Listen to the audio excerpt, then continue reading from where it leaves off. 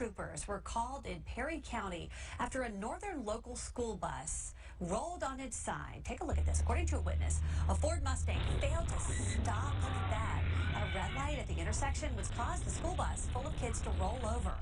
After the bus was hit, we're told the driver of the Mustang was rushed to the hospital with severe injuries, and several students were taken to the hospital as well.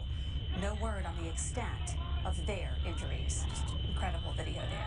This video shows the very moment a Perry County school bus overturned. NBC4 was the first to show it to you last night right here on NBC4 at 5 o'clock. Now, students were tossed around the crumpled bus like rag dolls here, and some eventually forced to climb through crushed windows just to get out. Very intense video there.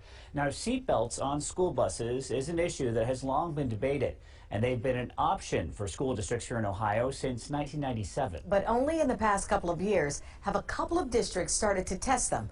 The video from inside the crashed bus may reignite that debate at the state level. NBC4's Ted Hart is live at the State House with more on this back and forth. Ted.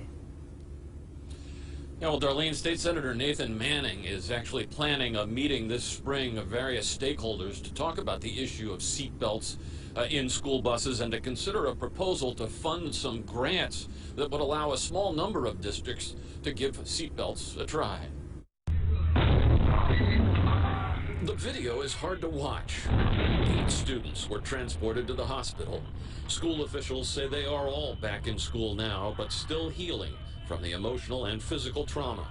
School Superintendent Tom Perkins says the video does not change his belief that school buses are better off without seatbelts. And when you see that, the emotion tells you students wouldn't have been flying around the bus had they been in seatbelts. But you don't know what would have happened had they been in seatbelts. And the research and my understanding is the Highway Patrol don't support the fact that seatbelts are safer in school buses. Certainly in cars, we know that they are. For decades, safety experts have said that using high-backed and padded seats close together creates compartments to keep students safe. This theory of protection is crude and violent, and it's meant to minimize injuries, but not to prevent them. Rudy Breglia successfully pushed for seatbelts in the Avon Lake School District. Breglia says compartmentalization works when school buses are going slow, when all the children are sitting upright, facing forward, and the impact comes from the front or the back. If any of those conditions are not met, the theory starts to fail, and it fails completely when you have rollovers or side crashes. Breglia says simply focus on the bus driver, the only one wearing a seatbelt, to see the difference. But some argue seatbelts could also do more harm. For instance, cases where the bus is on fire or underwater. Superintendent Perkins believes seatbelts could have compounded the problems here as well. As you look at that horrific video, imagine half of those students hanging there in a seatbelt and no one able to cut them out. So they're there.